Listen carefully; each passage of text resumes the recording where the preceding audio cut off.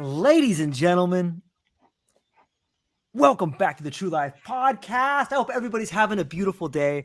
I have an incredible show for you with an incredible individual who has an incredible service slash product slash game changer. I would love to introduce to all of you, ladies and gentlemen.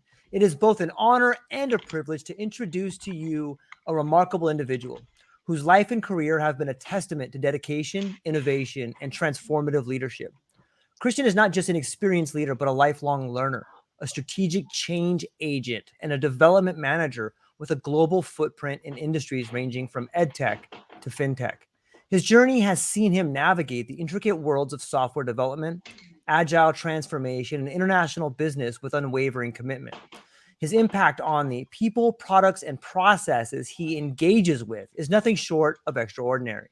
With his exceptional interpersonal skills, he effortlessly bridges gaps between organizations and cultivates collaborative environments that drive success. Christian's dedication and exacting standards serve as a beacon, motivating and challenging individuals to strive for excellence and deliver tangible results in the realm of corporate strategy implementations. With specialties spanning software development, organizational growth, agile methodologies, and so much more, he's a true visionary who embodies the spirit of innovation. In a world where knowledge sharing and learning are becoming increasingly pivotal, Christian's work with Equalio, the world's most innovative online video learning platform, is a testament to his commitment to making learning accessible, easy, and effective for all. His goal is clear: to empower organizations and individuals to reach new heights through the power of knowledge. Ladies and gentlemen, Christian's journey is one of inspiration, innovation, and unwavering dedication to the betterment of organizations and society as a whole. It is with great anticipation that we delve into the insights and wisdom he has to share with us today. Christian, thank you so much for being here. And thank you so much for having me. I am really, really impressed by your introduction. I think I'll steal that if you can just write it to me and send it as an email, because this is even better than anything I can do. This is so cool.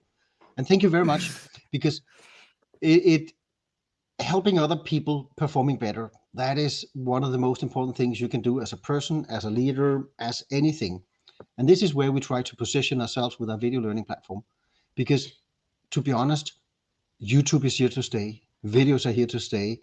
There are a few drawbacks, and I can come back to them later.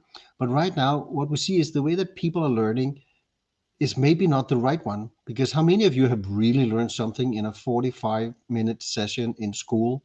And the only reason that it's 45 minutes is because the teacher needs a break and a fresh cup of coffee. So what we see is that the advances of videos, how people are using, if I go something, I Google it, I go to Wikipedia. If I need to see how do I do things, then I go to YouTube. And if I'm lucky, and most cases I am, somebody will have had the problem and take care to help their peers in how do I fix this coffee machine? How do I prevent my weed whacker contact on to be ruined because I'm using it too hard or whatever? And all these nuggets of knowledge are there for the taking. And this is where we fit in, because we believe that it should be just as easy as YouTube to do training, no matter if it's for, let's say, corporate purposes, if it's for nonprofit, NGO, or it's just because I really like this, but I hate some of the drawbacks of YouTube, or I want to control my content completely. And this is where we come in. I think that was the short introduction. Yeah, it's fascinating of what we're doing here. Let's just take it from the top. Obviously, you've identified there being a problem with the way in education has been done for so long. I think as a society, we've really tried to do as best. Well, I like to think that we had great intentions and we've done the best we could with what we've had. But we're in transformative times. And you're right. The landscape of education is changing rapidly. And the product and service that you have right now really allow people to learn in ways that are new to us. And it allows for rapid learning. Maybe you can expand on that a little bit more and just kind of take it from the top. Yeah, and I think one of the game changers is like this one. Because nowadays, everybody carries their phone around them. It doesn't matter if you're in Africa, the US, Thailand, everybody have a cell phone. And in most cases, it's even able to play videos. And very often you also find it connected directly to the mobile internet. And that means that instead of having to learn everything up front, you learn it when you need it. Because you go out there, there might be a QR code you can scan on the machine, or a QR code to scan on the product that you're receiving. And then instead of spending time learning a lot of stuff, 1 month, 2 months, a year before you may need it, then you will learn how to learn and utilize, for instance, a platform like ours, or general QR codes and things like that. And then you can learn that little piece of information you need to fulfill the problem you have in front of you, or the task you have in front of you. And this is where I see the main benefits of changing the way we're learning. Because why should I sit down? Let's say I'm being onboarded to a new company. Why should I sit down and spend, let's say, 24 hours in the first month learning stuff I may never need? Yeah. But if I learn how to find, how do I fill out my travel expenses? I'm never going to travel, so why should I spend time on that? But then eventually, after, let's say, a period of employment, I need to go traveling. And then there's a short video from the CFO who's telling you, this is how you fill it out. This is the copy of the expenses. You must upload them here, blah, blah, blah. And it's so easy. And I learn it just when I need it, when I'm sitting with a spreadsheet in front of me and I have the 5 pictures of my receipts, and I just need to upload them to, the corporate Teams folder for travel expenses. And that's it. And then I learn it when I need it. And this is, sorry. Have you heard about the guy called, Ebbinghaus? No, please tell me. He investigated, how people, they forget things they learn. He's a really smart guy. And he made some very basic experiments. And he said, if you sit down and learn something and you don't use it, roughly speaking, within the next 2 weeks, you might as well not have learned it, because it's gone. So he has a curve that is sliding very much down as a function of time. And this is where, again, the philosophy of videos, and especially micro learning videos that we are sort of promoting as the right way to do it, is so good, because you don't need the blah, blah, blah introduction. You don't need the blah, blah, blah sub introduction. We simply go in and say, you're now supposed to do a travel expense report. Here's a spreadsheet. Watch first video on the spreadsheet. Watch second video on the upload. And if you have any special things about currency because you've been to Mexico or Europe or whatever, see video number 3 on currencies. If you have any problems or questions, click the feedback button and I will do my best to help you. You see? This was like, maybe, I didn't take time, but this was like maybe 20 seconds from the CFO who tells you how to do the stuff. And then he has a short intro video, and then he has, this is how you open the spreadsheet. This is how you upload the documents. And if you have some currency stuff, put it in here. And I don't need to learn it until I'm sitting with an expense report that I need to fill out. It blows my mind in so many ways.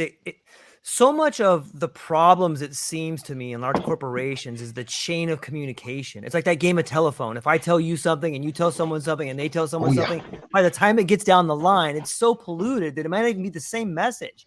And there's so much the emotional charge that comes with that. What a beautiful way to streamline it and have the person at the top say exactly what they mean. And actually, I'm happy that you mentioned telephone, because otherwise I would have done it. Because this is yeah, but it's true. It's like, it's one of the examples we use why this is so effective. Because first of all, you get the message from me. That's one thing. There are no distortions. There's no A to B, B to C, C to D, etc. And then it's completely different. I'll tell you a story about this in a few seconds. Yeah. And it also means that I'm being humanized and I'm being personalized. I am bringing myself into your daily training. This is the CFO. Yes, he might be sitting in a blue dress shirt like me, but he's actually, in our application, I can send a message. I can record a video directly from my cell phone. Maybe not so interesting for the CFO, but if it's something else, a factory, well, it doesn't look like this in my factory. And I can send back a screenshot and say, hey, I'm sorry, I don't understand what this is all about. It pops into his mailbox. Hey, Christian did a feedback on your travel expense report course. And I look at it and said, oh, Christian, he's a stupid idiot. He cannot see that there's a big button say submit. Okay, I'll send it nicely to him. Christian, please check it. There should be in your spreadsheet, there should be a submit button. And then I see it and said, oh, sorry, you're right. In other cases, it might be, oh my God, he's right. I forgot to do it. So he sits back, he finds the course, and then by himself, because we are also empowering the CFO with our approach. So we are empowering him to just replace video number 2 because he forgot to point to the big submit button. And then he changes the video. And he might even go so far to go on the corporate intranet and say, hey guys, I made a small update of the expense report, Christian. And then I'm pulled into the learning and knowledge dissemination inside the corporation. Hey, Christian helped me and pointed out that I should do this. So there's a new version out. So the next time you do a spreadsheet or a travel expense report, that's so this way you're sort of pulling people into the training and you're humanizing the CFO. He's really a person. And then suddenly, again, and then we go back, especially when you're doing like service or factory work, you have people out there on the floor, on the shop floor, on the production lines. They say, I'm scanning this course for access to this factory. I come into the factory and the layout is completely different. And then I send it back to my team lead, and my team lead, he says, yes, you're right. And the team lead, he records a video and sends it to the guy who's responsible for this and say, can you please add this to this, or make sure that the people from our factory location, they're getting this version of the course because it shows our access route, and this is completely different from what you show. So you can get personalized content. You can have content created by the people out there in the front line, and you have almost zero bureaucracy, zero red tape, and I'm not going to say this so loud, but zero HR and L&D people who are making things go longer. Yes, it will be better. Yes, there will be more didactic elements, but very often you just need these 30 seconds saying, when you're in this factory, the rooms are here and you need to use this lock, and it's different. It doesn't go with your key card, but the code is 1, 2, 3, 4, 5. So that's it. That's really where we want to get it out there, so that people are part of the learning and that you're putting it in, and you have a cycle of content creation to content distribution, basically being the upload time from your cell phone after you stop recording your video, and then a little processing and a replication, and then somebody either hits the distribute button or the update button. And that's it. And then everybody in the whole world are getting, the new version. My favorite part so far is the ability to humanize the relationship between the people at the top and the people at the bottom. When you look at a multinational corporation, sometimes it's easy. Like I as a UPS driver for a long time, it's very easy for people who work at the top of the food chain 5,000 miles away to look at an employee and see them as a number. It's really easy to get rid of a number when the number is not working. But when you have a direct connection between the people at the top and the person, you can identify real problems and solve them right there. And I love that. I think it's the best, one of the most beautiful things, and I look forward to see that in the future.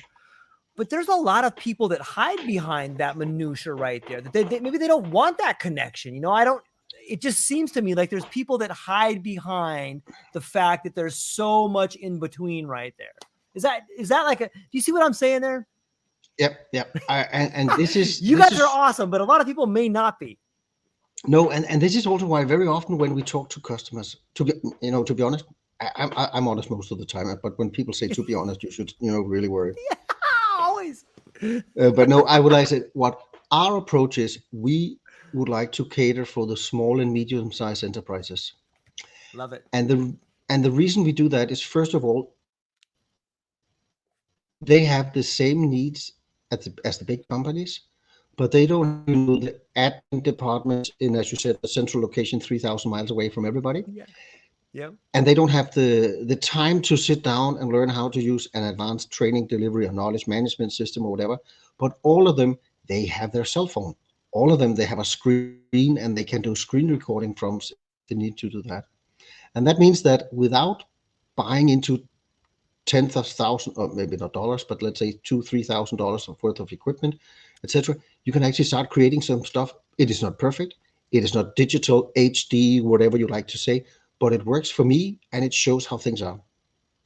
And I can get it out there at a reasonable cost, where we're talking $10s, $20s, $30s per month for a subscription-based service like ours, instead of maybe $100, $200, $300, $400 a month or maybe even thousands. So we're making it accessible for the small and medium. They don't have to invest in a lot of hardware stuff. Do you have a phone? You can get started. Do you have a computer where you can create screen recordings directly from? You can get started. Do you want to make it better? Sure, you can find someone to help you, but for a few dollars extra, you might find the local person, the local video editing guy, and he can, you send him the video, he puts in a little starter or header, he do a little noise reduction because there was some stuff, and then he might charge you, let's say, $100 per, and then you have something that is much better, and you might even be able to share it with your extended enterprise, because you want to help your employees, you want to help your customers, you want to help your partners, and very often it's the same content. But why should I have 3 systems for that when it's basically 3 good videos and they can be reapplied in all the cases you have? And this is some of the messages. And this is why, going back to your original question about the big company, very often in the big companies, you have so many screens in front of the person who needs to either make all the communication or who's responsible for the products, and the internal front office user, frontline user, the guy who's sitting taking the cost of complaints, or the service person who's out there, repairing or changing the parts. And you have like 2, 3, 4, 5 layers. Now, with this application or the way we're doing it, the guy who's the subject matter expert or the boss or the global CEO, he can actually communicate directly to each person in the organization, and also in this way humanize the communication and make him accessible. Because, hey, I'm Christian, I'm the chief product officer, you call you, but if there's something you don't like or something you want to ask about, hit this feedback button. And clearly, if I get 10,000 of these a year, I will probably hire an assistant to, filter them and do stuff, but still, I'm accessible. And I will, maybe in the next town hall meeting, when I'm coming to Germany, in Frankfurt, I will say, and it's really cool to see those guys here in Frankfurt helping out. And just to mention a few, I've received comments on this and that from Monica and Andreas, etc., etc. And in this way, you're sort of tying the complete image into one, because you're connecting the dots from the top to the frontline workers, and you're recognizing that a corporate has sort of a common base of knowledge they need to share. Yeah, it makes it so much more. It appears to me that it is increasing the ability for the small and medium person or company to really compete with the large corporations. And it's fascinating to me because there's so much creativity, there's so much talent at that level that either gets consumed by the bigger corporations or they hit a wall and they can't compete because of money. And I think this type of innovation is innovation that leads to further innovation. And it's really fun to watch and see happening. And this is what we tend to forget, is that, yes, we have the Fortune 500 companies and everything, and they're really pulling a lot. They're doing a lot for both their shareholders, their employees, society. They bring great products we want to buy, even if we don't need them, but that's another story. but the point is that, the next thing comes from somewhere else. And especially like in a country like Denmark, and also a lot in the US, there's a high number of small and medium-sized enterprises who are both employing a lot of people, who have the training need and the reskilling. One of my colleagues, John, he's a sales associate in the US, he wrote a piece a month or two ago about you're trying to build a new factory for chips manufacturing somewhere in the Midwest. And there are no skilled people to build a factory. We're not even talking about the production, but they have some unemployed people there, but they don't have the right skills. Certainly for the US and also for Denmark, one of the biggest challenges in the coming years is actually taking the persons who have one skill set and then relatively cheap and fast change or add new skills to them, so they might be able to build part of a integrated circuit factory instead of being, let's say, a farmer or a factory worker. So reskilling, and this is again where we would be able to make it relatively cheap for a company to reskill or train the people coming in, simply because we're affordable and we're easy to use. You don't have to set up a big stuff. You don't have to hire an HR consultant or something else. It's like, your business, can you work? I don't know. Actually, we use it ourselves on a farm. I'm a farmer as well, in addition to making software. And one of our suppliers, they have a weed whacker, not weed like smoking, but and it broke the first time, and I just handed it in to repair, and I got it back the next day. And then next week it was broke again. And then when I handed it in, I was waiting in the shop because I was like, I wanted to get it back on the farm so I could start, whacking the weed. Right. Yeah, sorry. It's okay to smile here, right? Yeah, of course. And then the guy from the shop, from the maintenance shop, he came in and said, "You know what, Christian? Please note that this contact it's not really a contact; it's a switch. The other places you put it in the safety handle and the regulator, but this switch, this is a contact. You need to click, click, click." And it turns out that this company, they probably use a too soft component for turning the device on and off. And that's why it breaks. And it has broken for us twice. It's broken for some of the other customers as well. And that means that now I simply took my cell phone camera, I created a small video, and then I put it on a website. And now I'm sharing it with the people working on a farm so that when you're using this tool, this is a soft switch. It's not a handle you need to press in like you do on the other things. This one has to be soft. And that means now I can see, did the people see it? And if it's broken and they saw it, I can say, this is not my responsibility. You will be deducted. If they haven't seen it, that's my fault because I forgot to invite them to learn how to use that properly. So in this way, you're also sort of sharing knowledge. You're making clear who has seen what, where can you expect a behavior or similar in a very easy way. And this is what the small and medium sized companies, they need. I need to retrain people to work in the kitchen. They never worked in a kitchen before. Okay, I can pull in standard videos from the US federal authorities on how to wash your hands, how to do basic hygiene in a kitchen, etc. And in addition to this, I can create my own standard operating procedures simply by filming short videos from my phone. And this is the example I had here with the farm. I think I did 2 takes. One of them was crappy because we forgot to close the door, so we got some sound, wind noise in the background. Then we did another one, and bang, 52 seconds of instruction videos made in 5 minutes. And the cost, I had to pay my son dinner. Right. No, I had to invite him for dinner that night because he was here. So he had to, it's cheap and effective. It is cheap and effective. It's in some ways, I can see a model like this being revolutionizing education in a way. Like this idea that you got to go somewhere and get a certificate from an institution that you pay, hundreds of thousands of dollars sometimes to. Why not have lived experience and learn as you go? You may not get a cool certificate, but you can learn everything you need to know and arguably have the lived experience to go with it to truly become an expert in that field. Oh yeah, and this is also what we see some of our customers, they do.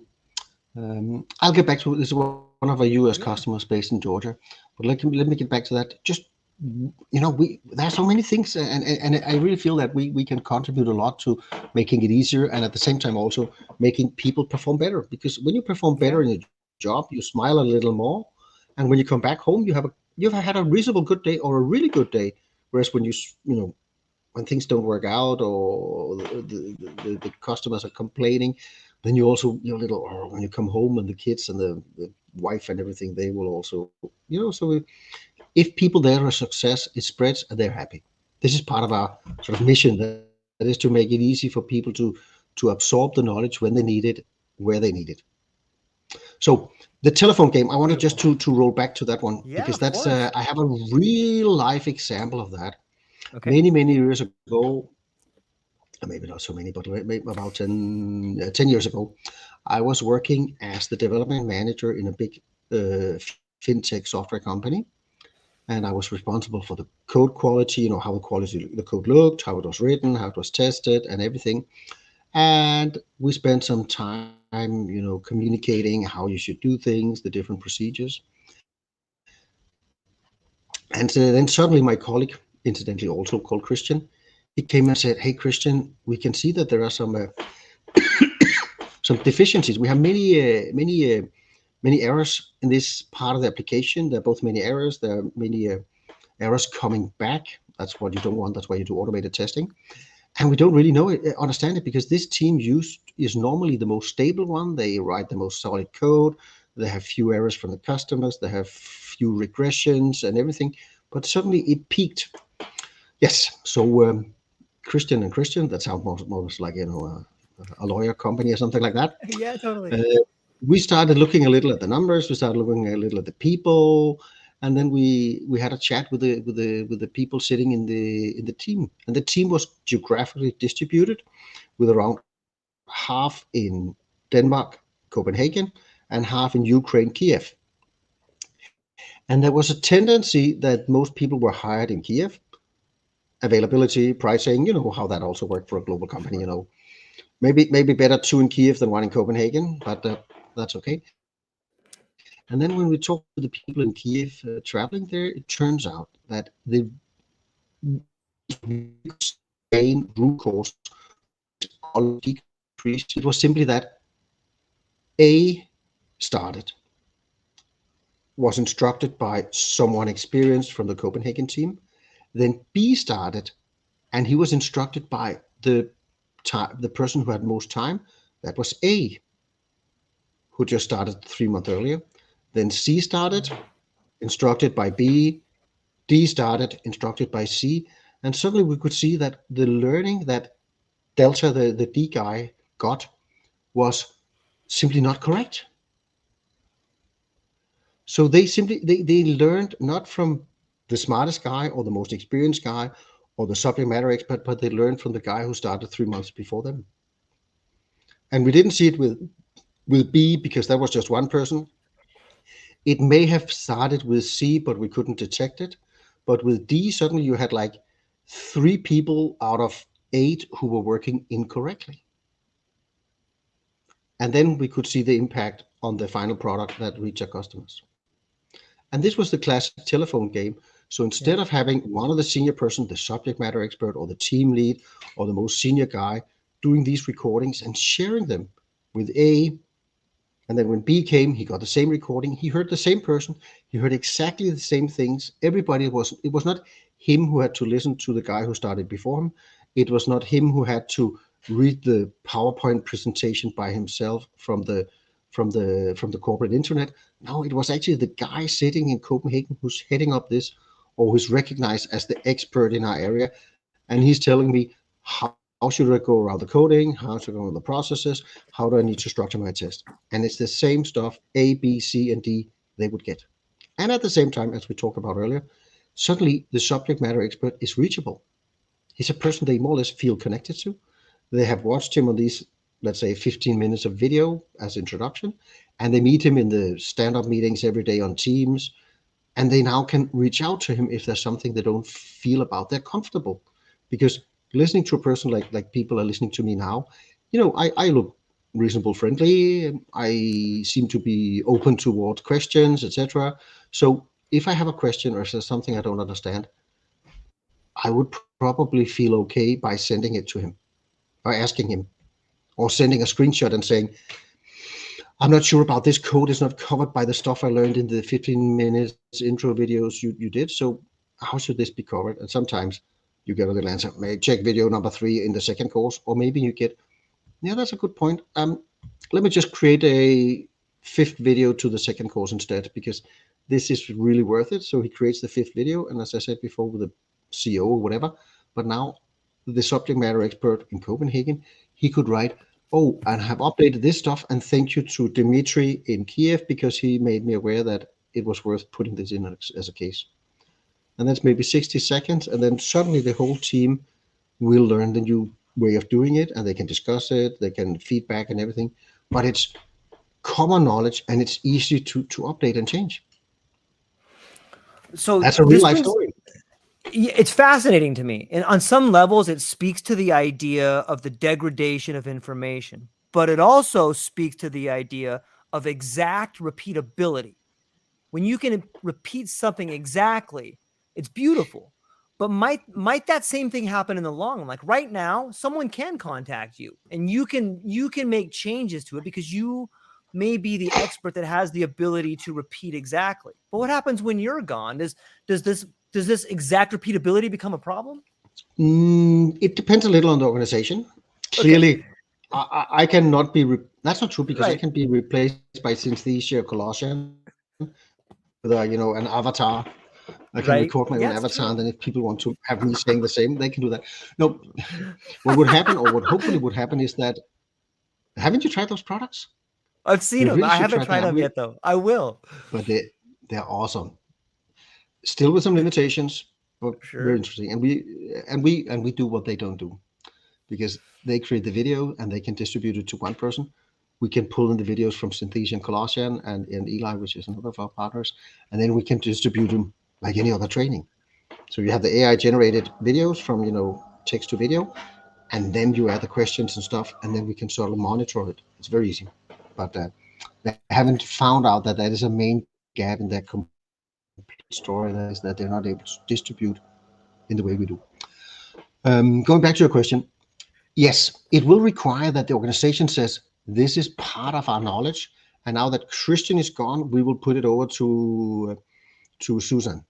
So Susan will take over, and she will, as times go, she might say, "Oh, I create a completely new set," but she will be the owner of the channel. You might have a channel for this area, for this team, and then she will be taking them over, and clearly she will also replace my videos because now they're obsolete or they're so much out of sync that you'll just record a new one. But she does not have to ask her manager for a $1,500 budget for a short video recording and editing. She simply says, boss, is it okay that I spend 3 hours just updating with the newest stuff? We have now moved from, Visual Studio as a main development environment to Rider from JetBrains. So I think it's fine if we make the videos look a little like the new people will experience. And he will say, yeah, sure, as long as blah, blah, blah. And then you have things done in 3 hours, updated, the new version of your code editor and everything, development environment, and it's done. But it does require that people understand that when you're a subject matter expert, that part of it is to build, how to say in science, you stand on the shoulders of others. Yes. You should not reinvent the wheel. You should say, this is sort of the body of knowledge we have here in the company. It was originally created by Christian, and then was maintained by Susan, and now it's over by Marianne or whatever. But in this way, it's a common one, and there's one who's sort of overall responsible, but he can also accept, or she can also accept, contribution from the front line. Mm-hmm. This guy is sitting there and saying, "Oh, I just saw that you could enter this tool directly into your Rider environment. This is how you do it." And then he's create the video, send it to Susan, and she says, this is cool. I'll add it on as a tips and tricks, or the FAQ. Yeah. How can I make blah, blah, blah. And then again, he is involved. He's involved in the learning and the progress of himself and his colleagues. And this is, again, it's a cultural mindset. Yes. And to be honest, the larger the company, the less this mindset seems to be working. Yep. There's something to be said about shared goals and shared sacrifice. And when something gets so big, the division of labor seems to be something that gets in the way of making something both qualitative, efficient, and effective. There's a gap in there somewhere when things get too big, it seems like. Let me ask you this question. In the world of EdTech and FinTech, how do you see the balance between technological innovation and educational impact? I think technological innovation is part of what is making things change, clearly. And very often the impact is not so obvious in the beginning, meaning that you have a little knowledge that a few people, they share and they say this might work out. And then you come to the point where the rest of the world or the company should do the same. And very often going from the small few people who are, knowledge, they know everything about it, and they need to share with the rest of the company. when you utilize EdTech in a lightweight way like we do, you can do the first wave very easily. And then you might want to say, okay, put it back into the more traditional training program, onboarding programs, etc. But you need to make sure that the technology has been like verified by the team here, and then you're sending it out in a way where you can measure the impact in other areas. Because I was looking at, I think Gartner Group, they have this technology fad curve. Hey, everybody's talking about this, and then they plow down into the deep ravine of depression, and then suddenly things come up, and then 5 years later, it's mainstream and everybody talks about it. And this is where a lot of new technologies, they don't survive the drop because you haven't found the use for it. But utilizing EdTech to take the 3 examples that you have done here and saying this is how we apply it in our domain or in our company or in our software product, and then quickly disseminating it out without having to go through all the motions of putting it into a complete program and teaching everything about it, but getting it out there now, maybe in 3 months or 6 months or 12 months, I think that will have the ability to test new technologies, new inventions much faster. Because you can then, at least with what you do at your portfolio, we can measure, okay, which department, the people who took the training or who entered the discussion, which department did they come from, which areas did they come from? Oh, strange that nobody in the area on the front end development team, how come they didn't look into the findings from these guys who did the initial work? And then you can go in and ask them, say, don't you think that generative AI will have an impact on the front end? And if they say no, I would be a little surprised, but then I can ask them, why not? So I can see you can say the combination of technological advances and advances in how we distribute knowledge through the opportunities in updated EdTech. I can see how that can work together to shorten some of the cycles. Again, if you have the mindset that is important for your organization. And very often, I've been working in organizations like that as well. You had some really smart guys here who tried a lot of things, but it never got out to the organization because it was just made by those smart guys who were sitting in a room, with the drapes, and you could almost see what's this guy, Doc Holliwell from Back to the Future, coming out with hair like this. So sharing and sharing, sharing knowledge. That's again one of the core values of what we do here, because we believe that if I take value, not value, if I take knowledge and keep it for myself and only share it with the people I like to share it with, I might get rich. I might get, seen as a pharaoh, or what do you call that? A light oracle. Yeah. But if I share it openly and people are feeding back to me, then I have a more open discussion and I may reach more people. And then, as you asked about with technology and EdTech, then suddenly we see this going out to the whole organization in 2 weeks instead of 3 years, 2 weeks instead of a year. And this could be what is giving your company the competitive edge, because the guys in the front office who were at front end development who asked, why don't you think this will help you make any changes? By getting the why question, they thought, yeah, why not? And suddenly it turns out that, oh, now we can configure this by people simply typing into a chat GTP like prompt, which is running our own model, etc., that is fed by all the data everybody else has put into this customer's particular system, so they have their own private model, and they can now communicate with it in the front end through a chat GTP interface. As an example. It's mind-blowing to me. It speaks to the idea of the rapid innovation that not only has been happening, but is probably going to continue to quickly happen. As a strategic change agent, what role does philosophy play in guiding your approach to organizational transformation? I think Plato is the best example here.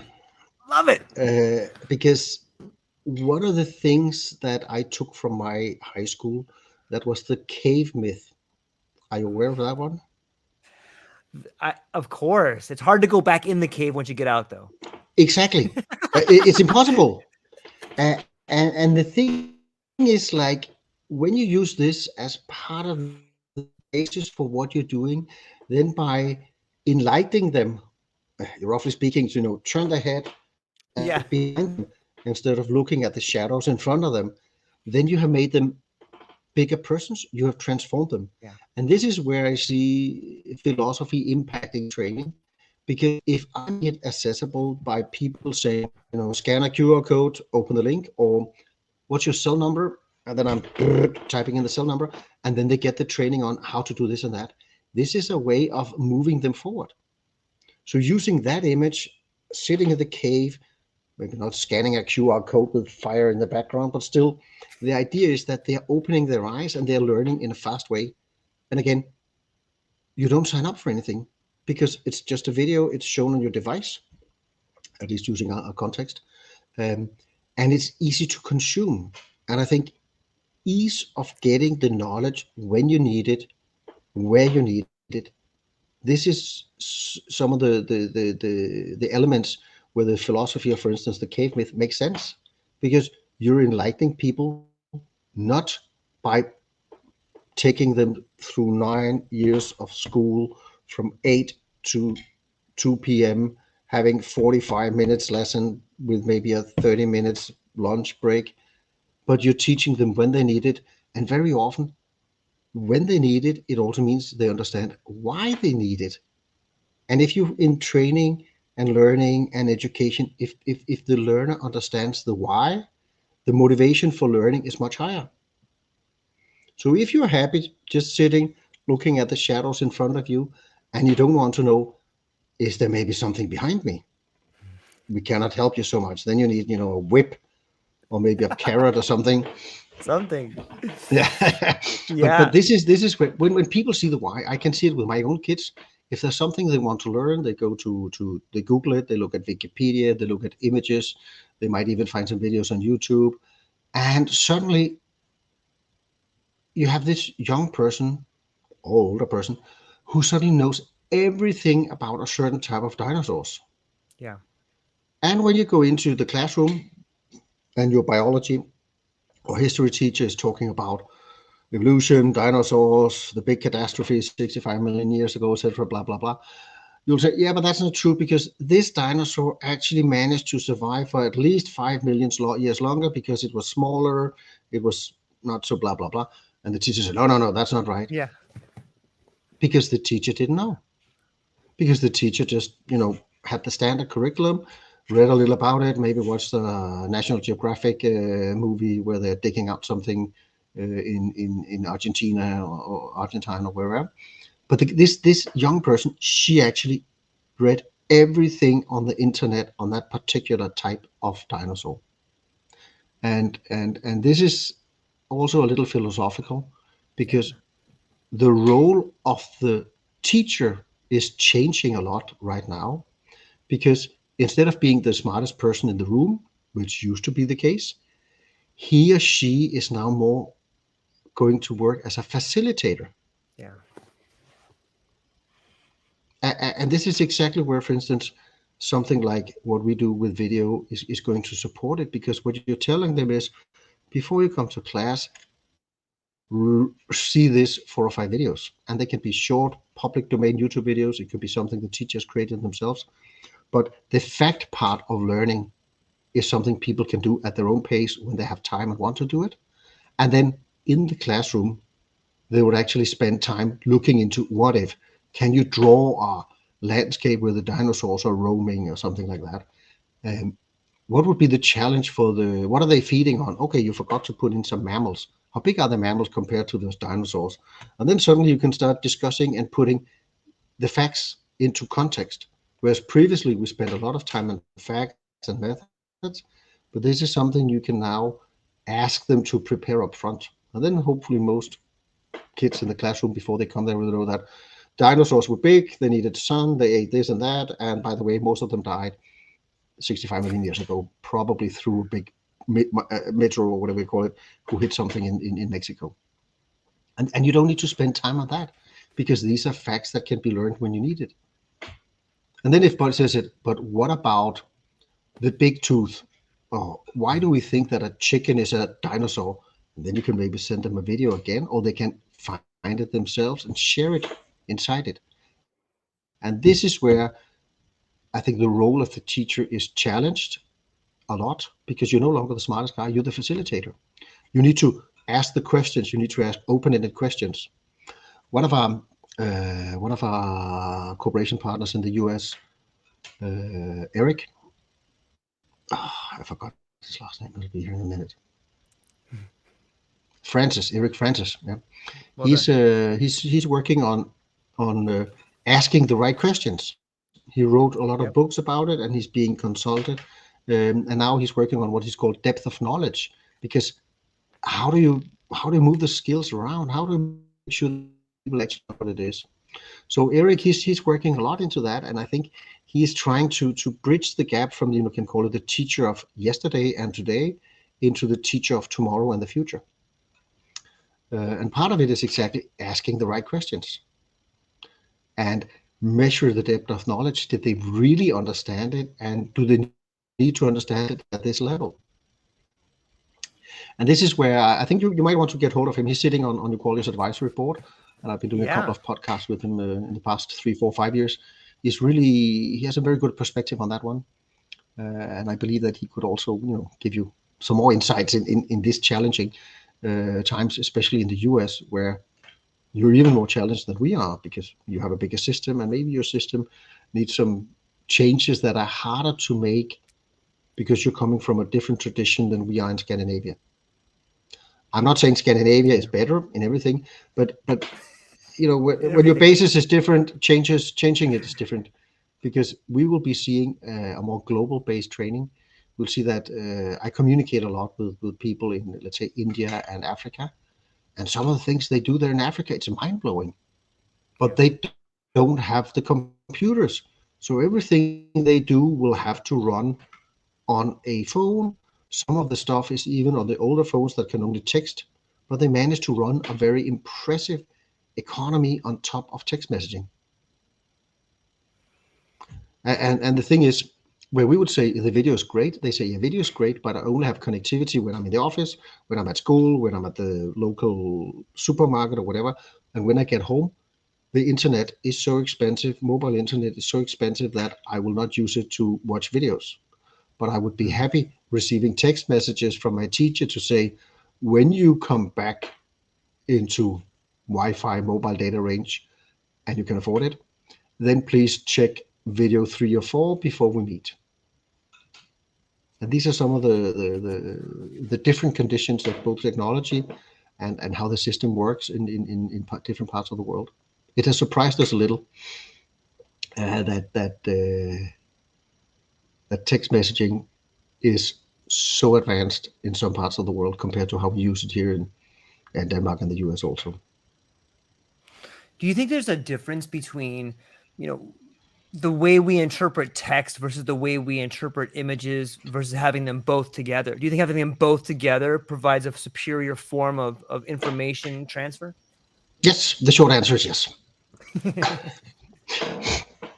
The long answer is, first of all, the cognitive impression of images coupled with text, coupled with subtitles, having captions on a video, even if it's an English video and you're an English native speaking or Danish native speaking, having subtitles in your own language or a language you can read just as good as you can, improves the complete sort of understanding of it, especially when you do sort of peer-to-peer training type of operations, like, watch me do this is what you're going to do next time when you're in the office or when you're at the factory.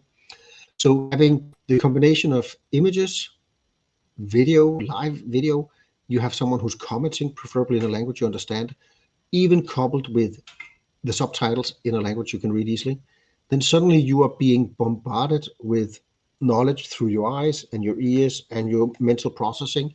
And it should all hopefully then be stimulated by 1 or 2 quiz questions for each 1-minute video. You have 2 or 3 main points, not more than 3. The brain can handle 3 things more or less.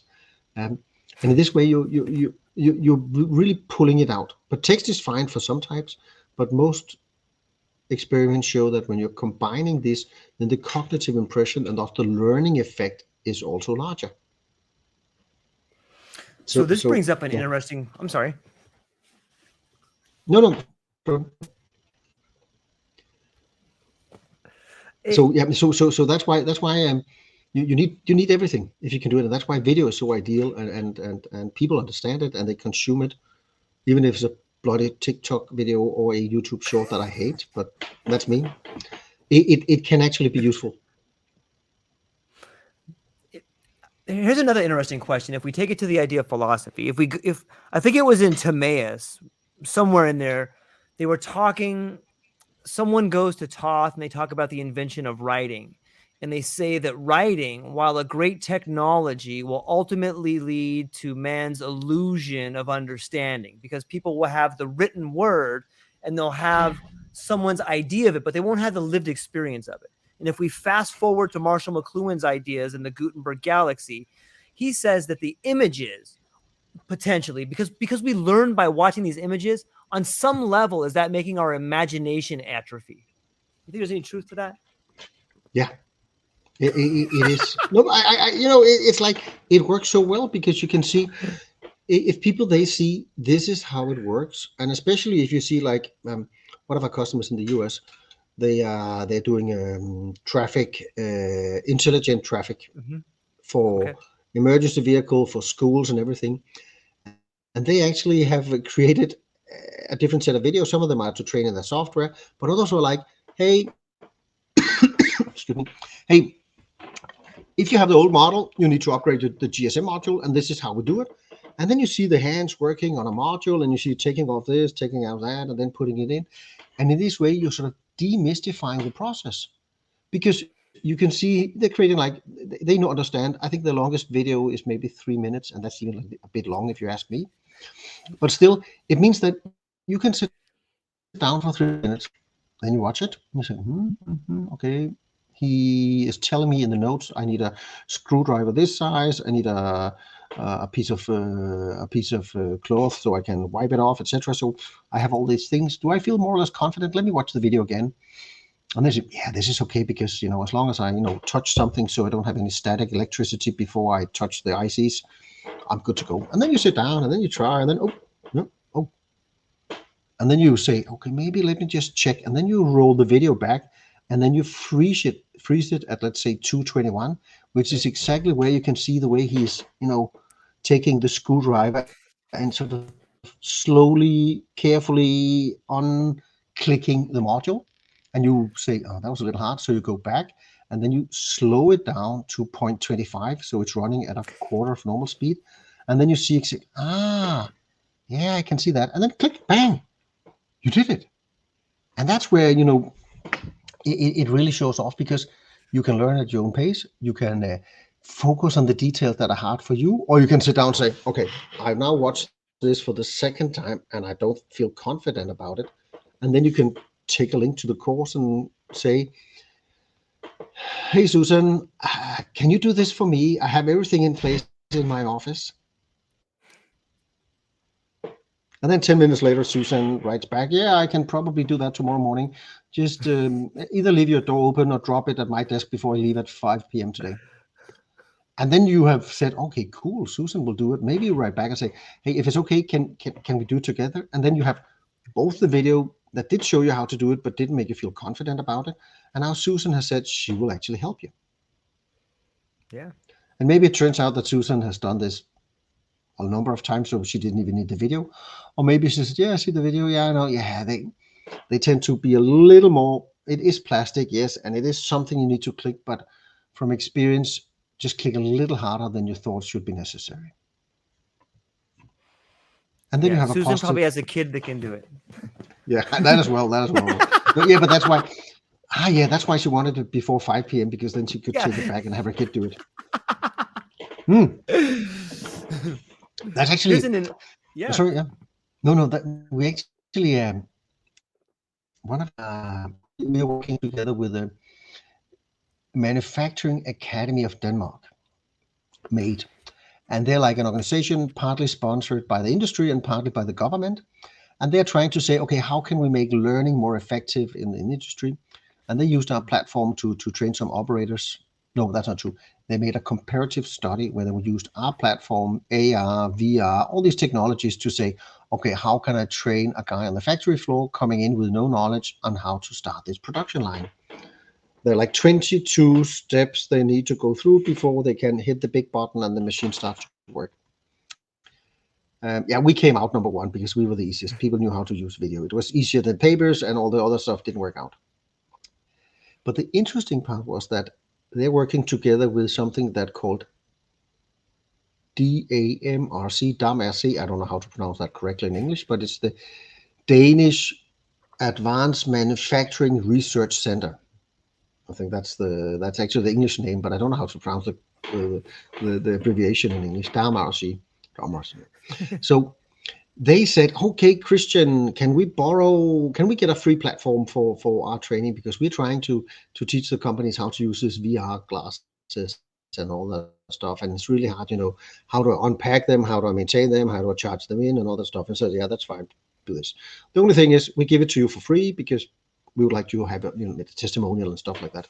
Right. And then my CEO, she made an interview with Damarcy the other week. And they were like, yeah, it works really well. And the funny thing is we have used it for a lot of other things, your platform, because it's so easy. And people, they understand video. And we said, yeah, that's what we told you. But, anything you want to share in particular? Yeah, in the Danish industry, we have a lack of a so-called TAP engineer, tap engineer.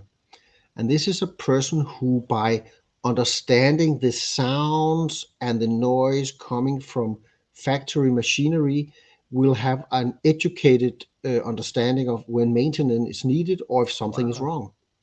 So it's basically like, you listen to this type of acoustic, this is the normal. If it sounds like this, you should schedule maintenance. If it sounds like this, turn it off and get someone to look at it immediately, roughly speaking. And he told us that they created those videos and then they managed to train a 16-year-old person simply by using the videos on how to work as a tap engineer. And that is mind-blowing because you take something that is a little complex, but you boil it into these short videos, which is another point he made, is that changing that training format from pictures and documents and PDF files into videos, force them to rethink what it is they're trying to teach the learners. Because now suddenly you see it with a camera that is more or less like, it's more or less following your eyes. So you have a much more realistic perspective in some of the training when you use video. But going back to the tap, they managed to teach a 16-year-old how to do an evaluation of the machine according to the tap strategies.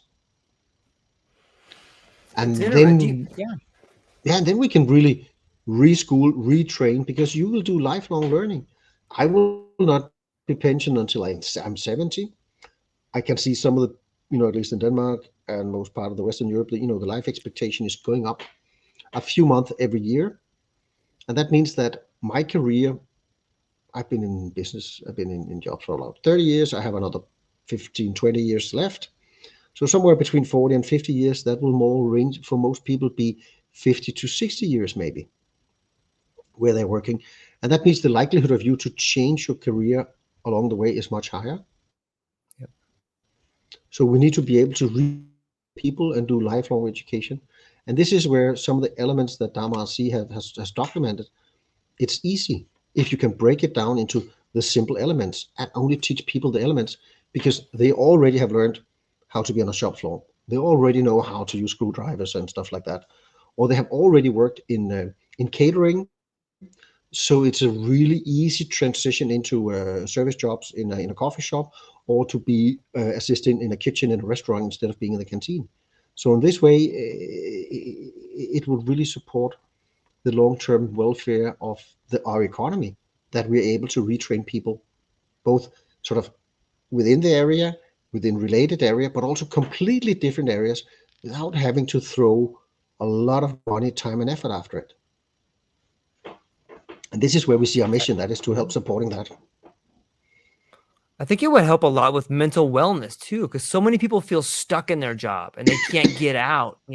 What a great way for people to say, you know what, I can leave here, I'm not happy, and just learn this new skill. And with this particular service as a software, I can do it relatively quickly, and you can kind of have a rebirth in your life. Yeah. And if you know something that you feel will have value to other people, you can put it on YouTube. That's clearly one option. But you can also say, I'll sign up for the basic Uqualio subscription. And we have simply decided, if you put your content out for free, you're not charged. We're only charging for the people you're inviting. So that means if you create, how to do this, how to do that, and you put it out for free on our platform as a public training course, we don't charge you, because we would like to help the SDG from the UN number 4 about education, quality education. And if people want to watch your public videos, you probably do something that is okay, good. So we have decided that when you publish like that, it's for free, supporting the lifelong learning and quality education goal. And that's we've seen that in many places. My wife and CEO, that's she's the boss both in life and at home. Of course. She went to a conference in Dubai, and they were talking about what to do, how to solve the biggest problems, etc. And it turned out, as one of the guys from Argentina, he said, you know what the problem is? You don't get it. You're from Scandinavia, and you don't get that the problem is not water, it's not food, it's education. It's how to teach people to fish. If you take the Bible reference, right. I can give you a fish and you'll survive for tomorrow or the day after, but if I teach you how to fish, you will probably survive the rest of your life. And this is where we see our mission to support that in a way, if people are interested. At the same time, we want to make money. So if you invite people, you will be charged. Don't worry. But so we're not sort of philanthropist completely, but we need to make it attractive to share knowledge, quality knowledge. Yeah, that's the best way in which we all live a better life, is when everyone's getting better. And like you said earlier in the conversation, you had mentioned one of the problems that we have, not only in corporations, but in families or in trying to get ahead, we try to hoard this knowledge, this secret, even with patents or with like all this information. Like it just stops innovation in its tracks. Yeah, agreed. And that's also why you see some of the crowd surfing initiatives. Yeah, they actually end up with, oh, this is a really bad idea. And why is it a bad idea? Because you cannot get 5 people on what's it called, the funder thing where you can test our thing. You can't even get Kickstarter. Yeah, you can't even get 5 people in the whole world supported. It's probably not where you should put your energy. And then you create something else, and in 20 minutes you have the first 20. The next day when you wake up, your mailbox is flooded by notification from Kickstarter, and you say, "This is a really good idea. Maybe I should invest a little more time and money into it." Yeah, and we were in Silicon Valley about 5 years ago, almost to the date actually. And one of the big problems there, mentioned by some of the founders and co-founders we met, was there is too much money out there at the moment, meaning that bad ideas, they live longer than they should. This is not the case now in the VC area. There are less money, but at that point in time, it was relatively easy to get money. And if you're a small operation, $1 million can, really fund you for a long time. And you do the MVP, you test out for a few customers, but at the end of the day, you forget there's actually not a market for your product out there. You were just lucky to find a technology advocate who thought it was cool to try out and who didn't care too much about it, and you gave it to him for free anyway. So by using, you can call it, the dissemination of ideas in a free forum, and understanding that sharing is actually receiving in the long run, but it's the long game. It's not the short term. And this is where you see, I've seen this also in corporate cultures, where there's a tendency that it's just being kept close to the people who have it, and they're only sharing on request or when it makes them look good at the top management meetings. So his KPI is fulfilled, but the company's future is potentially deteriorating. because we don't say, this is actually a good idea, or you think this is cool, but we tested that 5 years ago and it didn't matter. Here you have the notes and the projects and everything when we tried it 5 years ago. Maybe you're right, this is the time now. And then suddenly you are putting one and one together and either getting 0 because this still doesn't fly, or hey, now it flies and let's try it out with some of our progressive customers. But when he's keeping this close to the chest, and I'm sorry to say he, because there's a tendency, first of all, that many of the people, they're male, and secondly, males, they are more, this is my idea, whereas females are more sharing and involving for the organization as such. So there are also some gender issues to discuss in different areas. And this is where, again, going back to the example of why we make this available and why we believe in training. We talked to a guy called Percy Barnevik some years ago. You may know him, at least by name, but he he's very old now, but he used to be the CEO of some major industrial companies here in Europe. And after stopping that, he started doing philanthropy and education. And they have a simple rule. 1, they only give money to women. 2, they give it in so small proportion and right when they need it to, for instance, buy a sewing machine, buy a new oven or something else, so that the woman can get the stuff, put it into the house before her husband comes back, takes the money and drink them up. All studies, they show that when the women are getting educated, when the women get the money, they will actually very fast train and get their own kids, especially the girls, educated. And the more girls you get educated, the faster the birth rate goes down, the faster the death rate of newborn goes down, and the higher the general income, and especially the middle class will grow more. And this is where sometimes when you sit in a country like Denmark, where we send money to different parts of the world as support, they should go directly into education and education of the girls only, to be honest. The boys will follow, don't worry. But we need to get that change. And then suddenly, you're dropping everything. All the things you want to go down, they go down. All the things you want to go up, they go up. And this is, again, part of what we would like to support. If you have something that can train people be better, and that can be anything, then it should be out there and should be available, preferably for free, as long as you have an internet connection. I love it. I couldn't agree anymore. And it's interesting when we start talking about trends and ideas like that. How do you envision the evolving relationship between traditional education institutions and online learning platforms like Equalio and shaping the future of education? We touched on this a little bit, but maybe we can go into depth.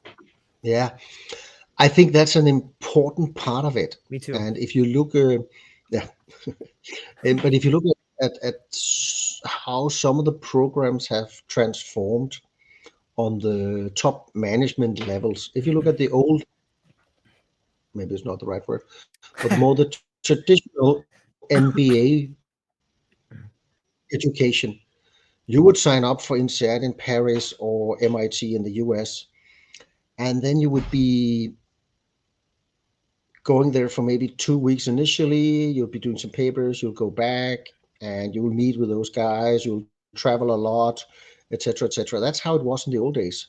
Typically a 2-year program with 6 or 8 weeks where you were on site with the other people on the program, and then you would graduate, hopefully, and you would do a case, preferably in your own company or one of the other people's company, and then you would graduate, and everybody would say great, and then you would move company because you want to trade your MBA into something much more lucrative in another company. Sure. But if you look at those programs, they have gone from being on site those 8 or 10 times plus some field work to being, you can now do them in modules. So you're adapting more to, I don't really need the program, but let me get this module and that module, and maybe I'll finish it later. That was sort of one of the first transformation they did.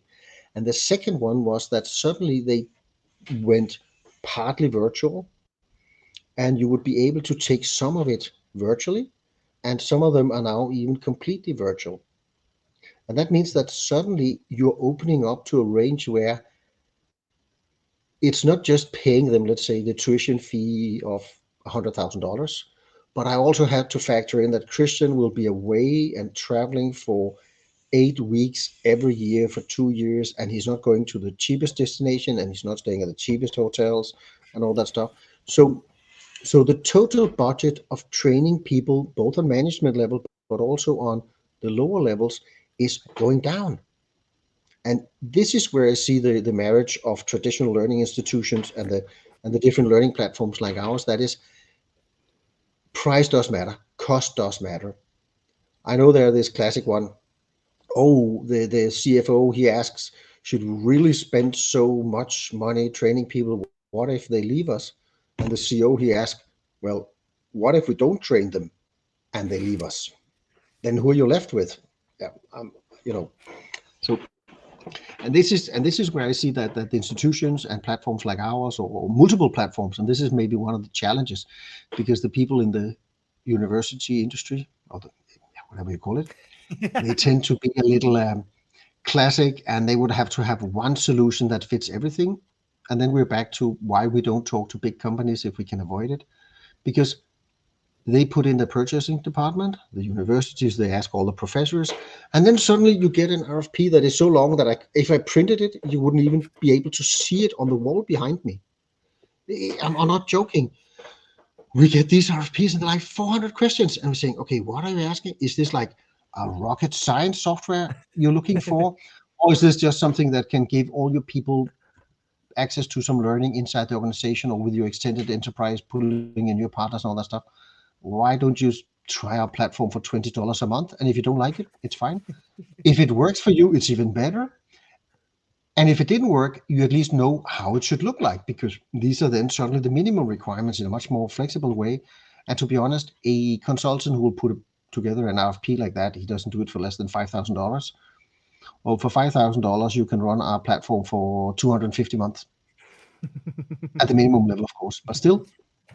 And this is, they're pulling in so many things, and this is where the universities, they're really challenging, because they would like to have like one thing that can do everything for them, but they don't understand that in some cases, let's say the online training for different areas, it would make more sense to have sort of a low cost, high impact solution like ours.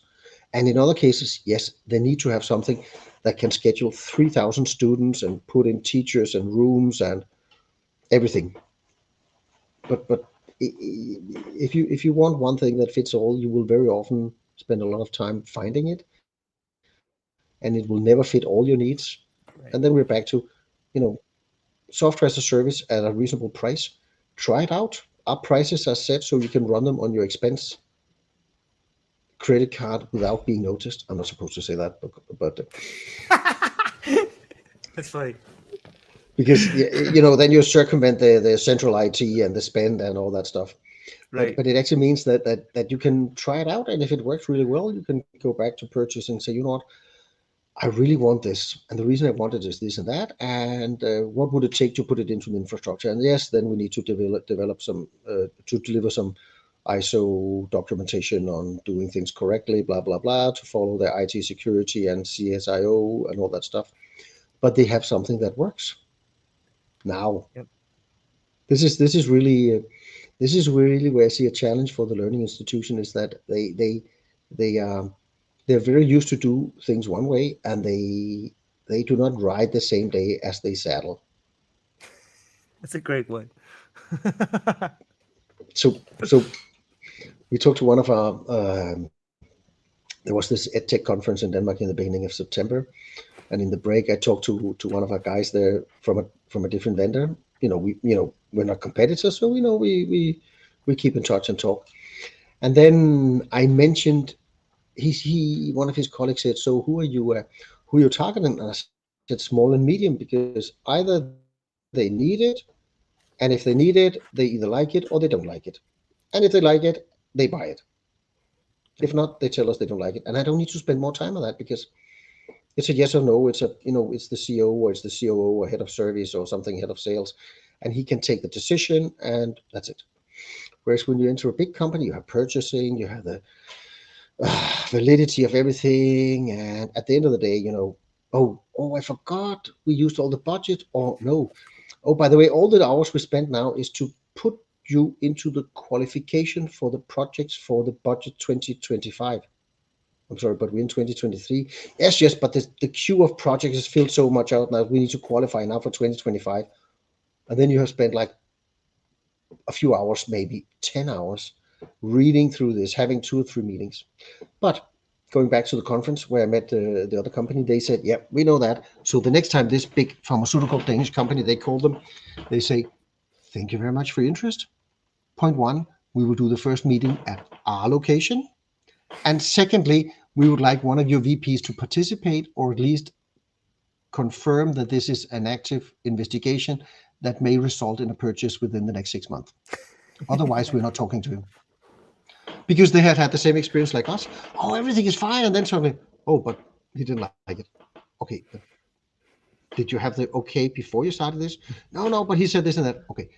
Next time we meet at our place and I need a VP to confirm or be present. We haven't done that yet, but I think basically that's the same we do, because we have we have had the same challenge that you see with learning institution and using platforms like ours, is that it has to go through, I don't know the rules in the US, but here in the European Union, we have rules that if the total yearly cost of something like buying a new system is more than 50,000 euros, which is roughly $60,000, it has to be a public, what do you call that?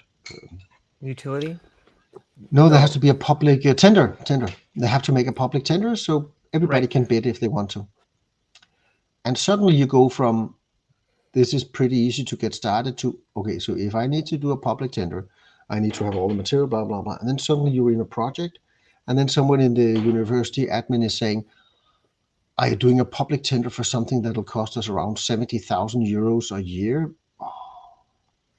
Can't you just make them give us a discount so it goes below, which is one option, which I would typically be happy to try to accommodate.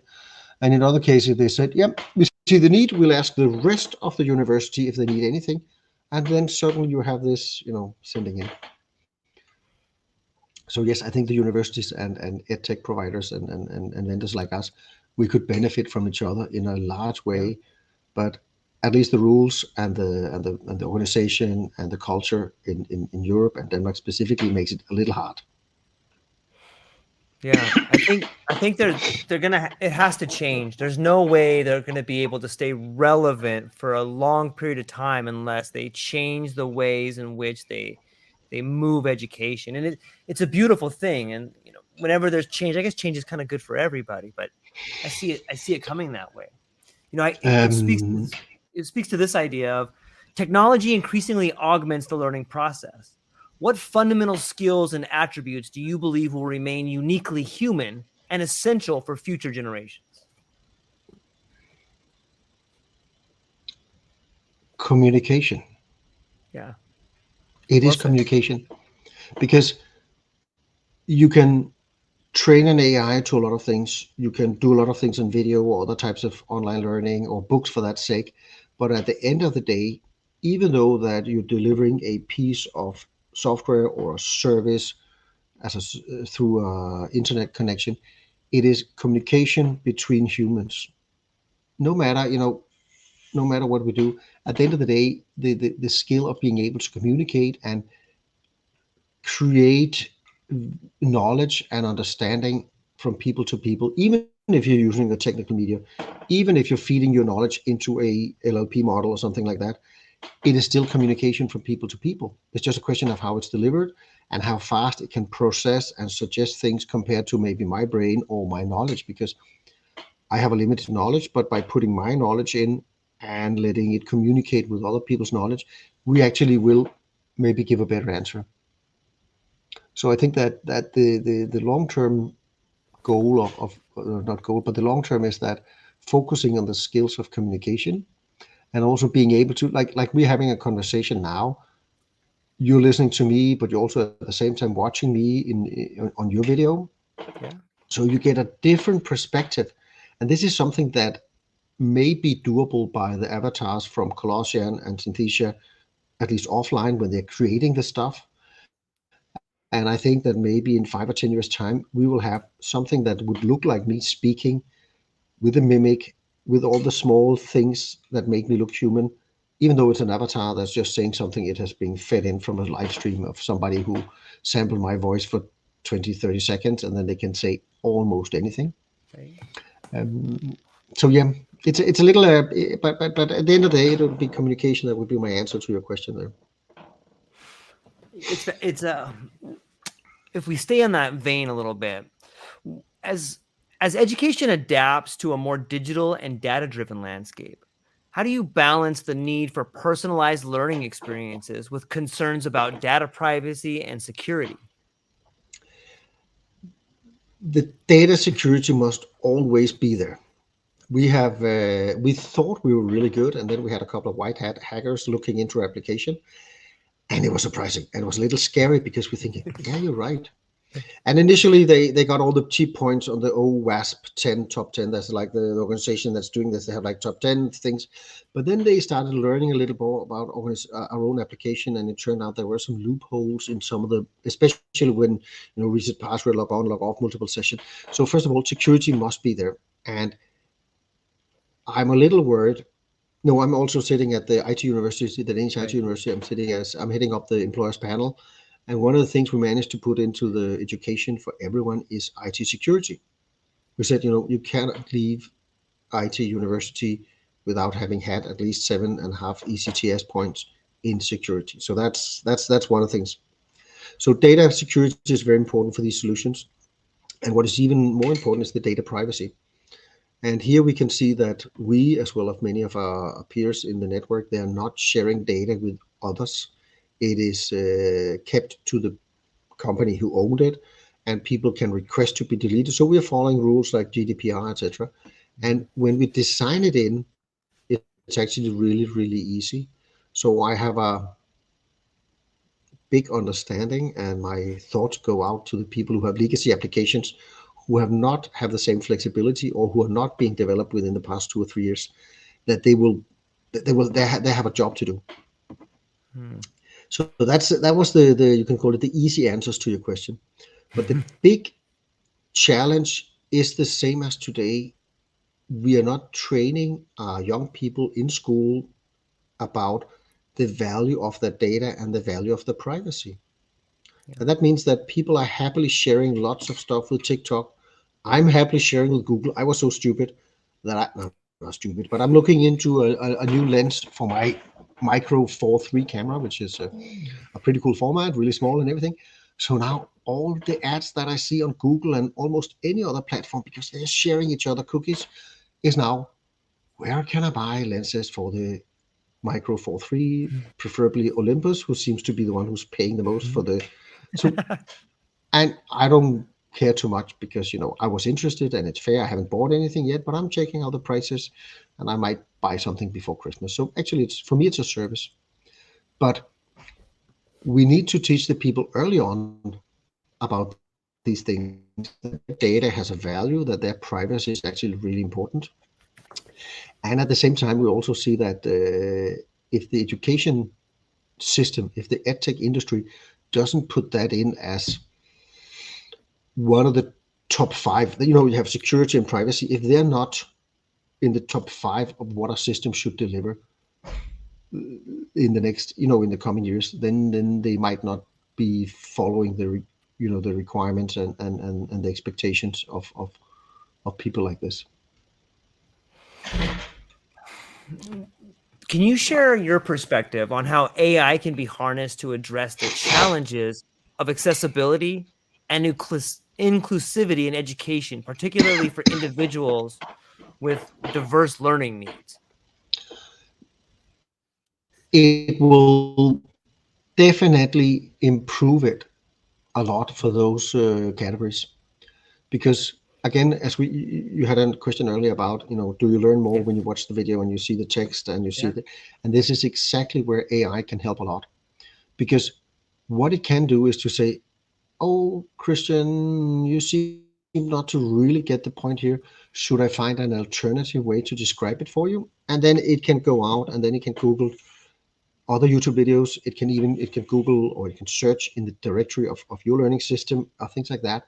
Or it can find out, okay, Christian, I could see from the way you interacted with the current 2 or 3 or 5 courses you've done on our platform, you tend to like reading more than you like to do this. So let me come with these links on, let's say, Wikipedia or from some other sources that have high quality, and then present that to the learner who might have some challenges in watching long videos or short videos or TikTok type of education, because I'm not a TikTok person. Maybe I like to sit down and read because that's how my brain works.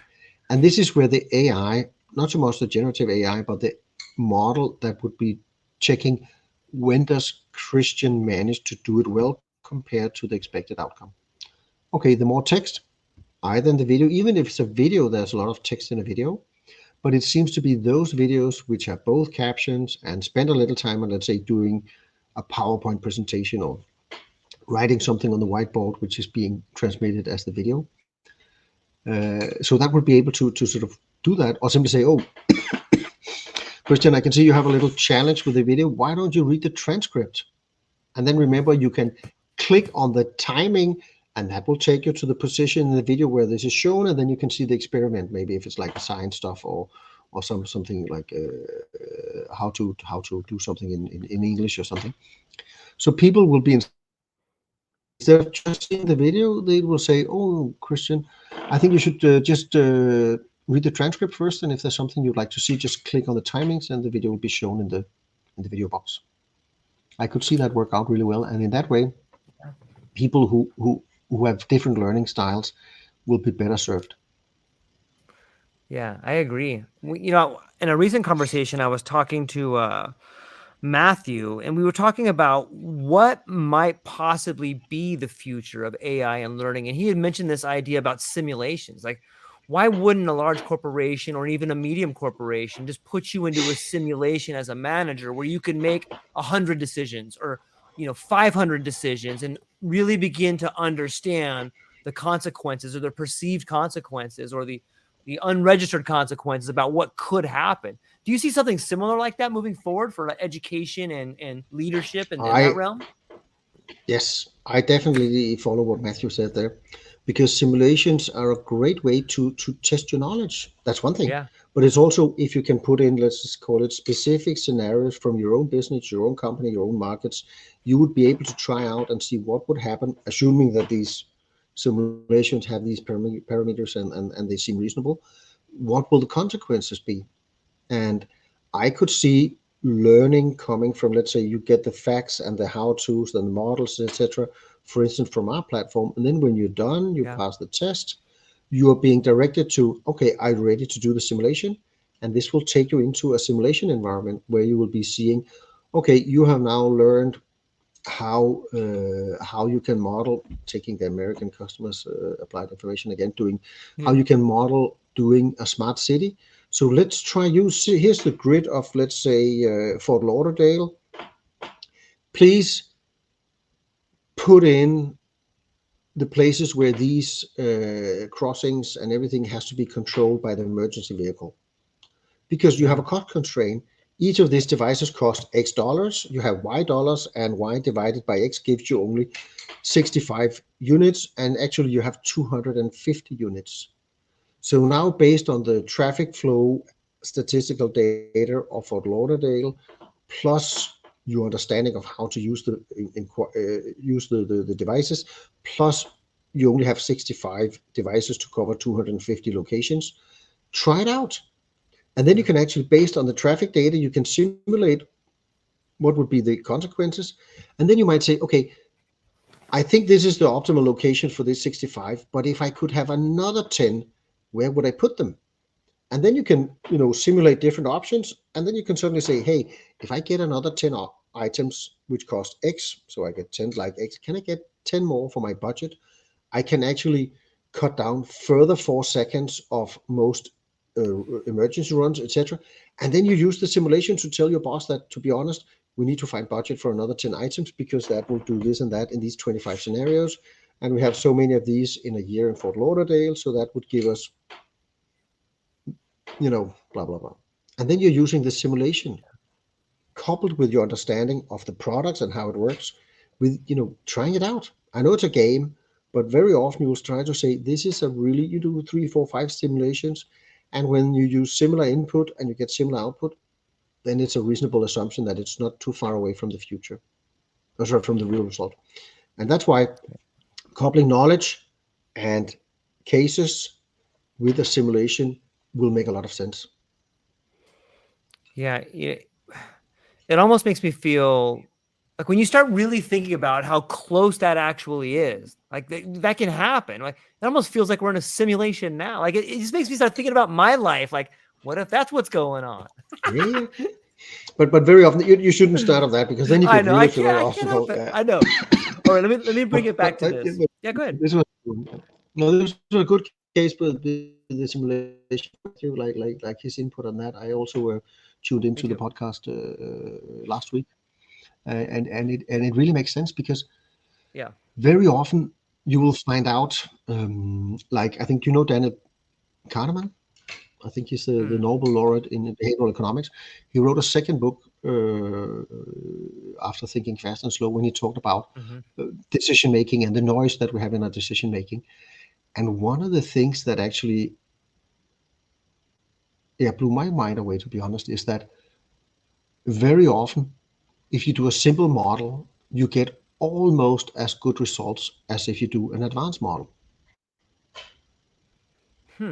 So by teaching people that, create a simple simulation and see the direction, because even though that, yes, it doesn't cover all 25 parameters, no, it doesn't cover all the data you have access to, but it gives you an indication of, is this probably right to work on that direction, or is it probably wrong to work in that direction?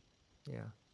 And this was a little surprising that a simple model could point you in a direction which would have taken you a week or more to set up in a complex model. So simulations, they work. Agreed. As long as you remember they're probable outcomes, and you need to test the validity and the robustness. Yeah. Considering the rapid advancements in AI, what responsibilities do educators, institutions, and technology companies have in preparing individuals for a future where AI is an integral part of everyday life? It is to teach them that the AI is currently not intelligent, but it is so much faster in analyzing data and seeing patterns and creating internal rules by the building neural mechanisms, so that very often they come up with something that is a good answer, but you need to check if it's the answer you need. And this is, but this is where this is where I was sitting at the technical university, IT University of Denmark, not the technical, but the IT University, and we were discussing this on the last meeting, because we need to understand, both as the industry and also the educators, how does AI impact some of the work we do. And I know that most people only know AI since ChatGPT from November last year, but there has been a very active and working AI called Copilot, which you could use as a software developer. And that has been around for a longer period of time. And now we have some valid data from different surveys and analysis. And what it shows is that if you have a reasonably good developer plus the Copilot, you create stuff that is better. Not surprising. But where it might surprise people is if you have a mediocre or software developer or a bad software developer, and you put in the Copilot, you get something that is roughly on the level of what the Copilot will do, but the code is maybe not the best. So just having the ability to ask an AI doesn't mean that the answer is useful or right. And this is where we, as both industry, universities, primary schools, and everything, we need to say, this is a tool, and the tool is good, and it comes up with amazing answers, especially when you communicate, say, hey, I don't really like this. Can you write a polite answer to, no, I'm not going to Pakistan to join your conference, because to be honest, I don't want to spend 2 days going there, half an hour at the presentation, half an hour in a panel talk, and then maybe meeting a few other potential people, and then spend 2 days going back. And if I'm really unlucky, I have to spend most of the time in my room because I ate something on the street I should not have eaten. And then you can ask ChatGPT or Bard or someone else to come up with that, and they come up with a really good answer.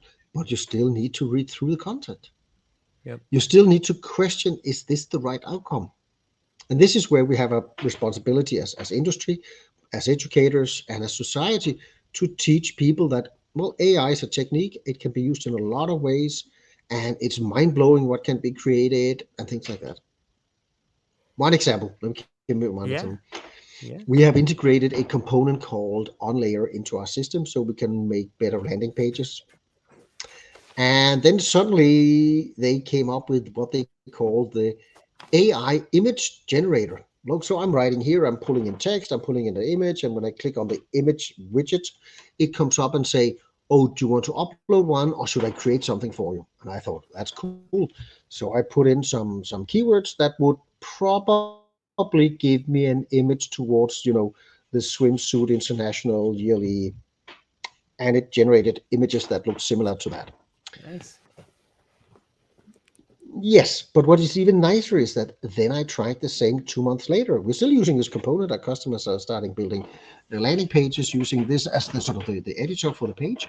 And then I pulled in the image, and then I wrote the same keywords that I did 3 months ago for getting something swimsuit international edition type of pictures. And then after a few seconds, it came back and said, sorry, I cannot generate an image based on that input. Can you please enhance it?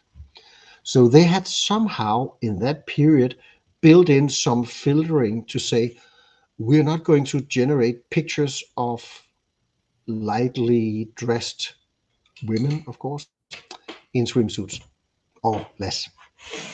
So they had taken their responsibility in earnest and said, yes, we know what people will write stuff like that, and we will make sure that, the filter before we send it to the AI image generator, we're not generating stuff like that. And this is an example. There are probably many more examples, but that's one we have seen where, the supplier using AI to generate image has taken a responsibility and say, these are keywords that we will not allow our engine to process. And this is the level of responsibility we should see others do as well, and which we as consumers, both business and consumers, should expect them to do without us having to ask them for it. Is that a slippery slope, though? Is that all of a sudden giving the power to the people to, maybe leave things out that some people may want to see? Like who decides the greater good there? Yeah, I don't have the answer to that because unfortunately but unfortunately I tend to see the same. Right now here in Denmark, we have a law change in progress that will make it illegal to burn the Bible. Right now it's okay, you can burn any book you like as long as it's your own and you're not putting people in danger. Right. That's sort of the Danish approach. Right. But now, because we had some challenges with the Danish ultra right-wing politician who has burned the Quran a couple of times, we are now talking about making it illegal to burn the Bible and things.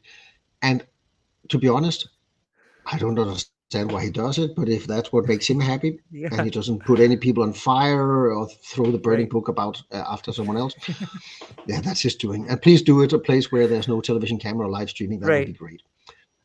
Agreed. But I see the slope as well, as you mentioned, because if we cannot burn these types of books, maybe there are some other things we cannot talk about either.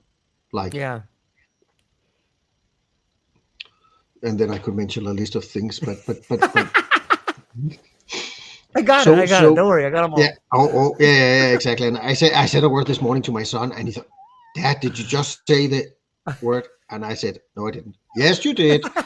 So I was like, it was like, I'm an old person, so I learned to say things, and it comes out naturally, and I know it's not right, and I have really changed a lot, and I'm still changing, but once in a while, it just comes from the back of your head. This is what I would have said 30 years ago, and I was driving in traffic, and that meant that my brain processed and found the word that I should use, but my mouth didn't say, this is where you stop. And the slope is exactly that.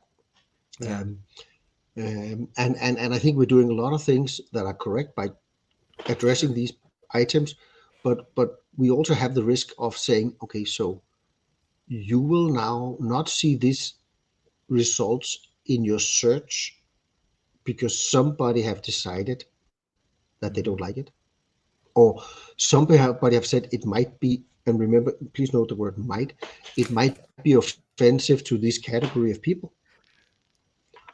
We had an experience, and this was actually, that was a really interesting one, because we had a website for the company hosted on a platform. I will not mention the name. I can do that maybe. And we had a colleague or a partner in Kiev, and she said, yes, I was trying to show your platform and what it does to someone who might be a potential customer of it, but the website was not there. What are you talking about? The website is up and running. I can see it and everything. No, I cannot see it.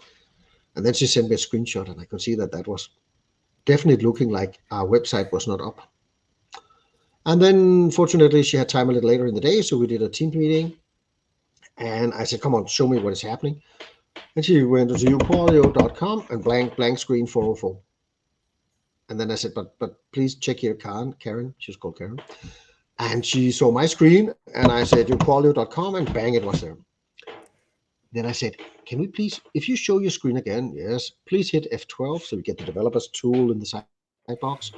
And then please do it again. And then there were some errors like saying access denied. It was not a 404 they were actually getting. It was like a 503 or something like that. And then it turned out that the website company had been acquired by a venture fund. I think it was a venture fund. And they didn't like the rogue states and Russia, the Ukraine, some African countries, Libya, and Syria.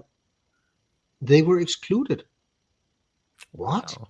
So you have decided not to show our content when it comes from one of these. They took the US government list of states that you should not do business with. And then they said, yeah, but we do it in such a way that all the requests from these states are stopped as well. And we're saying, yes, but it's fine you do this, but you didn't tell us. Right. And it's not obvious. And this is where they went in and took some responsibility without telling us or giving us as consumer or customer an opportunity to say, is it okay that our content is being showed in Ukraine, Russia, Syria, etc.? And we will say yes, because they probably have a right to learn as well, and we would like to sell our products as long as not to the government. But no, they blocked it without saying it. And this is where I was a little surprised, because I thought it just worked. I didn't know that they were being filtered away. And this is where the slope can actually suddenly be a little more steep than you expect. It's very true. It's very true. I have a question that my wife wants me to ask. My wife is in charge of she's in charge of a rather large HR department. And she was curious. While I've looked up some things online, maybe you could share some stories with me and for her and for people that may be listening in the HR room. What are some amazing qualities that Uqualio can do for an HR department? Speed and time to market. That is the most important thing, because very often when we see HR departments involved in the training and learning, they need to go out, find the subject matter expert. They need to interview them, etc., because they don't want to do it. But right now, utilizing Uqualio, you can go out, interview George talking about this in Hawaii. You can ask Christian to do a screen recording from his office in Copenhagen, and then suddenly you have version 1 out and running, time to market very fast. If you have a pandemic situation, we actually did one of our webinars in March 2020. What we did there was we simulated, use this COVID instruction training to both tell people about how to wash their hands, how to do this as one main goal, but as a sub goal, you also measured how fast can I reach out to my complete organization. Like, I sent it out to 300 people dispersed around the globe. I can see when they're clicking on the links. If I have not seen them click on the links after 4 hours, I will send them a secondary email. If they haven't clicked on that one, I will send it out by text messaging, which is incidentally something people look at within 2 minutes after receiving it. So in this way, in addition to saying, hey, we care about what we need, here are the most important things by the CDC about hand washing, desanitizing, blah, blah, blah, blah. No, it's called desanitizing. Yeah, desanitizing, yeah, whatever. Decontaminating, sorry, sanitizing. Then first of all, everybody in the organization had learned about it. So you moved them from this area to this area in very short time. And at the same time, you had a timeline you could put back into management and also other HR functions. Say, we sent out to 300 people. After 2 hours, so many have it opened. After 4 hours, so many. After the first reminder, so many. After the SMS text reminder, so many. So that meant that you also gave some operational knowledge. How fast can we transform it? So I think that's one of the things. Right. The second thing is, as we talked about earlier, it's the ability to make a version 1 where you say, I send it out to maybe a small peer group, 5-10 people globally, and ask them to send feedback either as text or screen recordings or cell phone recordings, depending on the subject. So you can have a very quick review cycle, and you can actually run the review cycle with these specialists or peers, important people with, what do you call that when you have like the top of the network, the people everybody's listening to. Like the board of directors or the whatever, they can feed it back, whatever. But as soon as you get a feedback, there's a spelling mistake, you fix it, you send it out. Then the first person who finds the spelling mistake sends it back to you, and you do it, and then you press update. Then nobody will know that there was a spelling mistake. So in this way, the review and the quality assurance on both quickly created courses and more long-term courses, etc., is faster, because you can say, there's a new version out, can you please check it out? And then you get at least the spelling mistake fixed very easily. And the next person who's supposed to do a review, he will not lean back and say, okay, I've done my work, I found 2 spelling mistakes in a question. So you lean back. No, he actually has to go through and see, is it working? Is the learning objectives fine? And say, so in this way, by sort of, it's actually like debugging a piece of code. You can actually debug it more or less live, because you're removing those small detractors. And when you found, as a learner, if you found that the teacher has one tick, tick, tick, or something like that, or he or she, I saw it yesterday, I was at a meeting, and he couldn't spell a word, he spelled it incorrectly, because he spelled it without the T at the end, because if you do it like this, it's a not. When you have the T at the end, then it's a you must. So I spent, that's not true, but I spent a little more time saying, he's misspelled this one again, he's misspelled this one again, he's misspelled this again, and that took my attention away. Yeah, that's human. So that's the second thing. You have the ability to very quickly do review. And then thirdly, depending on the type of company you are and the people, you will find that especially the newer generation that are hitting the labor market now, they are used to using video. If you send them a video, they will just consume it. And if they can like it or send feedback, they will probably do it. Yeah. I think that's like 3 reasons why a platform could fit in many HR departments. And it would also means that you would, I had one about the subject matter experts, but you would be able to create things yourself without being the hostage of the 2 persons in your department who knows. And then I could mention either some content creation or other learning platforms, etc. But you're not the hostage of those guys on their capacity or the number of licenses you have anymore. Right. Yeah, it's a great point. And then our platform and also many other platforms, they support delegation in a way that you can say, we create the content and then we make it available for the different channels, either directly, so we are publishing it, or we're delegating the responsibility to a channel manager, and then she can decide what she wants to pull in of the standard content and present to her company. Like if your location is in a equatorial African state, you really don't need this stuff about how to avoid slipping on snow, for instance. But you might see it in the standard catalog. But here, the person in Africa, she say, I don't need to pull the training down about snow because it has not snowed here and it will never snow. And then So this is some of the qualities that we would bring to the table for an HR department. is there, for being around and setting up the system, has there been anybody that used you that like kind of surprised you? Is there one that like jumps out at you that like, well, I never thought someone would use it for that? Like something unique that kind of stands out that grabs your eye? Yeah, I think actually I would mention the applied information in the US again, because they got inspired by the VP of product development. He bought a new coffee machine and he got this manual and he thought, no, I'm never going to read that. There must be someone. And then he found the videos that showed him how to do the different operations you need to do. Right. And he said, that's what I want for our system as well. And then he found us. Yeah. And they created content pretty fast. They did stuff. They did loads of channels and everything. And then we started discussing a lot about, inviting people to the different trainings. We have this city, let's say Fort Lauderdale. So we have 1,500 people who needs to be trained, blah, blah, blah. And then there's some problems with the mail service. And, this address has been blocked by Google. Okay, why is Google, And then suddenly they didn't.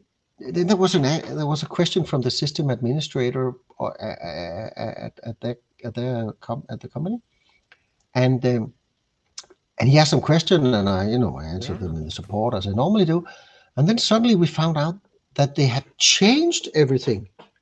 So now they put out most of that course content publicly, so you can access it without registration or anything. And then they did the smart thing. And the smart thing was making the IMSA, I think it's called, which is the US Association of Traffic Engineers or something like that. They made them give accreditation. So if you got a certificate for one or more of the courses, you got 15, 30, or 60 minutes of accreditation for your continued education. And now, you see, they turned it around. So now people, they take the trainer anonymously, and then they pass the test, and then they get this certificate on the screen where it say, anonymous took this. But it says below that if I get registered, I get 30 minutes of credit. And then they could type in their email or their cell phone number, create an account, and then the certificate would have their name, and they could download it, and they were happy. Wow, that was really unique. Yeah, that is. It was like when we saw it and we presented to many other customers, because, and then we're going back to the cost question. Yeah. Because if you're saying that I put most of my content out for free, you don't pay. Yeah, that's right. Okay. So I pay when he signs up. Yes. Okay. But what can I make him inactive so he doesn't pay, so he doesn't cost after that? Yeah, you just select all the out, put them active, blah, blah, blah. And you'll see they go from 100 to 80 or from 80 to 20. Okay. So I don't really pay for them. No, but you went a little above, so you pay for 100 fixed. You were 115, so we'll charge you for the 15 extra in addition to your standard subscription rate. But they say that's fine. So I got lots of people trained without, they don't have any questions about this anymore, because they just turned it around. That was like, genius. It is pretty smart. I love it. Christian, I'm fascinated by it. I've looked at all the videos. I've played with it a little bit, but it can go in so many directions. I'm really fascinated by the idea of behavior and linguistics and the way in which video and language are working together to change our behavior. I think it's fascinating. I think what you guys are doing is, you and the entire team, your wife and you and everybody that's working on it, I think they're doing a great service to all of us by helping democratize education. It's really awesome. And I'm really thankful that I get to speak to you. And I hope that in the future we could have more conversations. But before I let you go, where can people find you? What do you have coming up and what are you excited about? Yeah, they can find us on the internet. We believe in people should try it out. So we have a free trial, and you can sign up, try it out. And most people find it easy to use, and then we can take it from there. That's one thing. So Uqualio. And we actually made a video that will explain how to pronounce Uqualio and where it comes from. That tends to be one of the questions. So even though that the name is not so easy, we have like Uqualio and then video for learning. I think that's one of the points. So what we're working on right now is updating the user experience for the end user, because we can see that the admin users, of of course, it should be easy, not too hard to use, etc., and all that stuff. But the end user really is the breaking point when you want to expand this a lot. So we're working on improving that experience, simplifying it a little, and making it available there. Then we will also add some integrations to more of these, or better integration to these video AI generative text to video platforms, because we believe that eventually our customers will also go there. Yeah.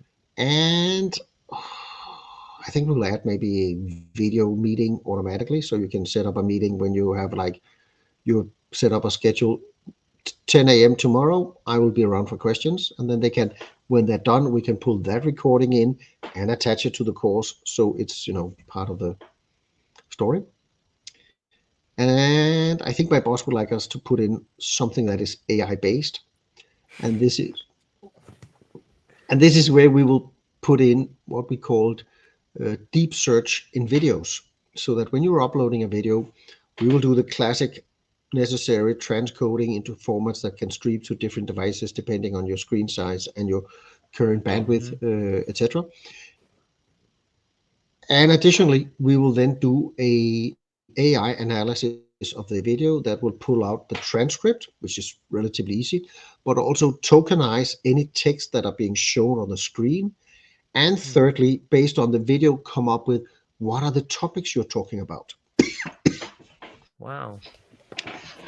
That's next, and to be honest, that's due to some of the advances that Microsoft have done in their Azure Video Indexer.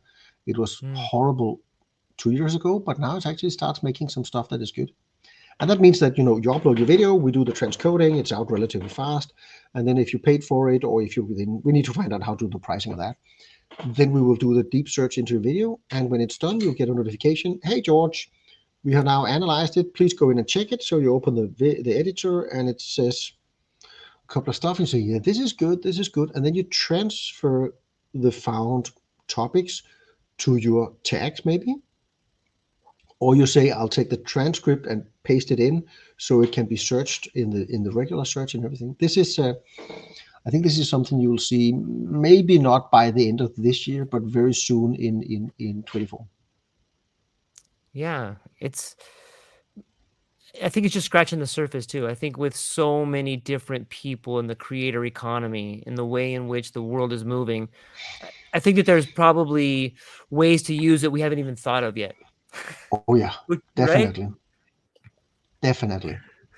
It's exciting. This is it. I think it's been a pleasure talking here, and yes. And like I told you, time flies, and it was really good to be able to put in a little more context, because very often it's a short one-liner, two-liners on LinkedIn or wherever you post your stuff. But here, having the time and also some of the challenges and the questions about how, why, and what, that it's not every day.